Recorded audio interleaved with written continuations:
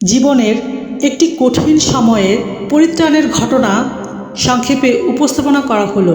অলৌকিক ঘটনা। বোনটির নাম কল্পনা, ওনার ছেলের নাম হৃদয়, বয়স 18 বছর। 2 বছর আগে ওনার ছেলে হৃদয় মোটর সাইকেলে অ্যাক্সিডেন্ট করে পা ভেঙে ফেলে। এমতো অবস্থায় ছেলেটিকে পঙ্গু হাসপাতালে ভর্তি করানো হয়।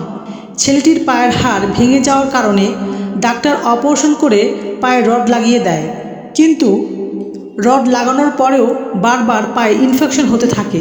ফলে প্রতিদিন অনেক ঔষধ এবং ইঞ্জেকশন নিতে হচ্ছে, কিন্তু আশানুরূপ কোনো ফল পায়নি। ডাক্তাররা বলে ছেলেটার পা কেটে ফেলতে হবে। এরপরও বিভিন্ন বেসরকারি হাসপাতালে ডাক্তার দেখানো হয়। সবাই একই কথা বলে যে যেহেতু বারবার ইনফেকশন হচ্ছে, পা কেটে ফেলতেই হবে, এছাড়া বিকল্প কোনো পথ নেই। এভাবেই অনেক সময় পার হয়ে যায়, কিন্তু অল্প বয়সে ছেলেটার পা কেটে ফেলতে হবে এটা পরিবারের কেউ মেনে নিতে পারছিল না। এরপর বোনটি এক জাকের বোনের মাধ্যমে বাবে ফেরদৌস দেওয়ানবাগ শরীফের সন্ধান পায়। ওনার কাছে জানতে পারে যে এখানে আসলে মানুষের বিপদ দূর হয়। এরপর উনি দয়াল দরদি প্রফেসর ডক্টর সৈয়দা তাকলিমা সুলতানা মাদ্দাজিলহুল আলী মাকামে মাহমুদার কদমে এসে কান্নাকাটি করেন।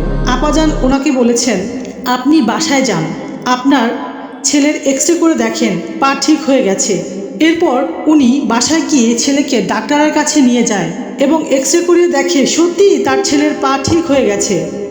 পরবর্তীতে রড বের করে ফেলা হয় এবং দয়াল আপাজানের অসীম দয়ার বরকতে বর্তমানে ছেলেটা সুস্থভাবে জীবনযাপন করছেন। এ ঘটনাটি প্রমাণ করে যে একজন অলি আল্লাহ দয়ার নজরে বদৌলতে একজন সাধারণ মানুষের দুঃসহ জীবন মুহূর্তেই মঙ্গলময় হয়ে ওঠে। সুবহানাল্লাহ, আমিন।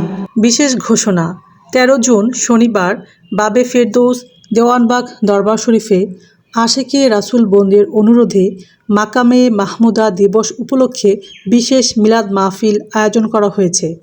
তারিখ 13 জুন শনিবার। স্থান মগবাজার চৌরাস্তা রাজ্জাক প্লাজা। সময় সকাল 10টা থেকে শুরু হবে। উক্ত মিলাদ মাহফিলে সকল আশেকে রাসূলেরা অংশগ্রহণ করে বিশেষ ফায়েজ, রহমত, বরকত হাসিল করুন। অনুষ্ঠান পরিচালনায় প্রফেসর ডক্টর সৈয়দা তাকলিমা সুলতানা মাদ্দাজিলহুল আলী।